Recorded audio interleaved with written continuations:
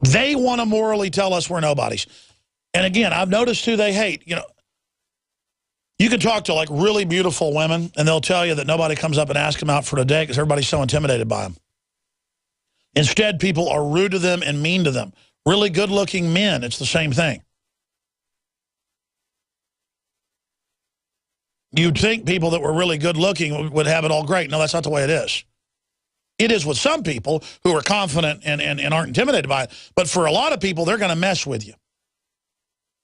It's the same thing if you're an artist, if you're a writer, if you have a company, if you have an... I mean, take media. When you've got strong media operation or having a big effect in changing society, there's all these people that think it should be mine. And so they try to bring you down. They lie about you. They lie about WorldNet Daily. They lie about InfoWars. They lie about DrudgeReport.com. The mainline Republicans lie about libertarian conservatives because they're threatened by us because we are calling BS on them. They're a fraud. We're annihilating MSNBC. InfoWars Online just dwarfs them. We're showing those graphs right now. We are 1,000 plus paces ahead of them on the Alexa ratings. They are plunging. We are rising. So, of course, they hate us because we don't tell you what to think. We don't tell you that you're a piece of crap, you know, and that only we have the answers. We tell you you're great, you're wonderful when you embrace liberty. They sit there lecturing you all day about what scum you are. And so, of course, they hate veterans, folks, because these people hate men. They hate strength. They hate courage. They absolutely are threatened by masculinity, period, because it's the antithesis of what they stand for. They want the big, powerful state. They want the drones. They want the weapons to dominate men and women. They put fluoride in the water because they're so weak, they want to stun you like an electric eel stuns its prey before it eats it, or a spider, or a snake. They're scum, and they know they're scum. I'm going to go to your phone calls. Rufus, Holmes, Casey, Eric, Allen. And I want to hear from VA whistleblowers particularly. Rufus from FEMA Region 5, I guess that was formerly Missouri or something, I'm guessing, worked for VA Hospital. Rufus, thanks for calling. Tell us your story. I don't know where to begin. What do you want to hear about first? Hey, whatever you think's most important. Well, I will say that the veterans, I was a veteran worker at the VA hospital for over 4 years before I moved to where I am now, and I'll say veterans were definitely treated as the lowest of the low. I'm trying to think of an example. Maybe someone who works in a fast food restaurant, and there's the one homeless guy that comes in asking for a glass of ice water. That's how they were treated, like that person. If they were lost looking for an office, you know, it was just a culture of no. Go away. I don't care what you need. I don't care what you're here for. Just go away and go bother someone else. And the best way to describe it is as if the DMV opened a hospital. That's really what the whole place was like. Perfect description. What do you want to say to Bill Press that says you're a liar? Al Sharpton says it's racist, basically. And there's a conspiracy theory that the vets are treated heavenly. Just go there. It's a dirty place. It smells. Any veteran that has insurance through their job will not go there. It's mostly the poor veterans. What I learned being a non-military person, I grew to dislike the military because I see what they do to these poor folks. The Vietnam vets, the Korea vets, I didn't see them as useless. I think they have not lived up to their potential because of what we've done to them. But that's the government's fault for doing that. We have made them useless, but that was a consequence of war. Well, that's right. And societies that don't take care of their veterans are pure scum. And look, what you do to the least of me, you've done to me, Christ said. Anybody the globalists have their clutches on, they absolutely screw over. And now that we learned their secret death panel list for them, did you ever see warehousing of the really old ones, like, hey, don't give him care? Did you ever see that? Well, no, I did not see that, but my office was a converted patient room because there was limited space, and I shared that with several other people. So well, sure, that's compartmentalized by the doctor ethics boards, too. You don't hear that. Just the treatment orders come down. Thank you for the call. We'll be back.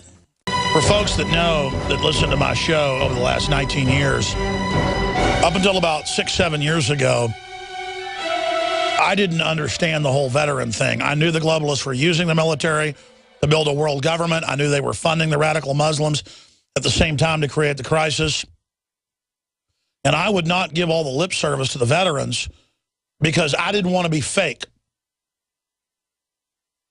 And it wasn't until I matured a lot and realized that veterans were a core part of our audience. They had always been. Now, most of my family are veterans.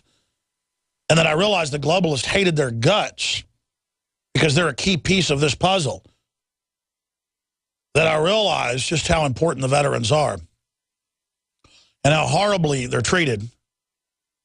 And I guess it's a camaraderie because in the liberty movement, we are the second most demonized group. It's veterans, and then it's libertarians and gun owners and constitutionalists, and we're all in this together. We're in the same army. We're in the same Marine Corps. We're in the same Air Force, whatever you want to call it. We're in the same info war together. The enemy has put us together and said that we're its enemy. So we're in this together. Back to back, folks. They're coming after all of us. And they're scum. And, you know, you've got Memorial Day coming up, and there'll be all this lip service, and, you know, it makes me sick. Makes me sick. When everything our veterans reportedly have fought and died for is being overturned, and you got scum openly announcing that communism is good in Congress. It's crazy. Let's go to your phone calls. Let's talk to Holmes in Texas, then Casey, Eric, Alan, Michael, and others. Go ahead, Holmes. Thanks for holding. Hey, it's actually Thomas, but that's okay. Well, I'm sorry. They didn't put the T on there. It says Holmes on there. So, Thomas, I apologize. Go ahead. It's okay, sir. I have the privilege to talk to you, tell my story. I'll start off with when I first started having any interaction with the VA. I got out of the military when I was 21, and right as I was getting out, I started developing symptoms of what I now know is what's called cyclic vomiting syndrome. To summarize it, I basically start throwing up for like a week, 2 weeks. I can't keep anything down. I have horrible abdominal pain. It gets so bad where I have to end up going to the hospital. I'll go to the hospital. They'll give me IVs. They'll give me potassium. I've been hospitalized for it probably 6 times since I've gotten out of the military. And every single time, it seems like the very first time I went in Buffalo, I was being treated great. It was some of the best care I'd gotten. And then the last 2 times I've gone to try and be hospitalized, it's a completely different system. It's like they don't care anymore. Like I said, I have horrible, horrible pain. And whenever I go, I go to the ER, and then they eventually admit me to the hospital. Well, while there I was waiting to be admitted, I'm in pain, so I'm moaning. I'm making sounds, and they're telling me to please keep it down. Like I have any control over that. It's not voluntary. I don't want to be And you're talking about the VA. Well, you've led us to the real point and what we should be covering here. And I want to direct my whole crew to do this. Secret experimentation on troops, black people, you name it, foster kids. Any group the eugenicists that run the feds have control of since about World War I will be given different vaccines and things as a test. I talked to one of Rick Perry's top people 8 years ago who came to Endgame Blueprint for Global Enslavement. And I had some people talking to me. Later I saw the guy on TV and realized, wow, that really guy works for Rick Perry. He said, look, Rick Perry's a good guy. We heard he was in your movie. We don't want to be enemies. And I said, well, he shouldn't be trying to force girls to take Gardasil. He said, listen, I worked at Fort Sam Houston. Before I did this, I was in the Army. And he said, they brought special forces in. We were told to give them these shots. All of them died. They wouldn't tell us what it was. We went in decon suits, sprayed it down with bleach, moved out all the bunks and stuff, and threw them away. That's what they're doing. So when they give you hundreds of shots and experimental anthrax shots and the rest of it, they are testing things on you and, quote, soft killing you. And I'm going to hold you over if need be, Thomas, but do you know what soft kill is? Yes, I've been, what I'd say, awake for about a year now. I've been listening to you, and I do a lot of personal research on my own. I like to think of myself as an info warrior. People are always calling me crazy and saying, oh, stop talking about it, but I'm not going to stop talking about it because I'd much rather fight the info war before we start to fight another shooting war. I've shot at people. I've been shot at. It's not fun. Let's keep it from getting there as much we can. Anything else you want to add? I mean, what do you think causes all these mystery illnesses in the troops? I mean, it's on record they're giving you deadly anthrax shots and smallpox shots that have been killing people. I mean, what do you think's doing it?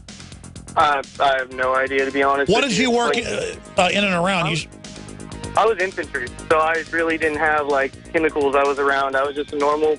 Were you around DU? Were you around DU? Stay there. Yeah. We're on the march.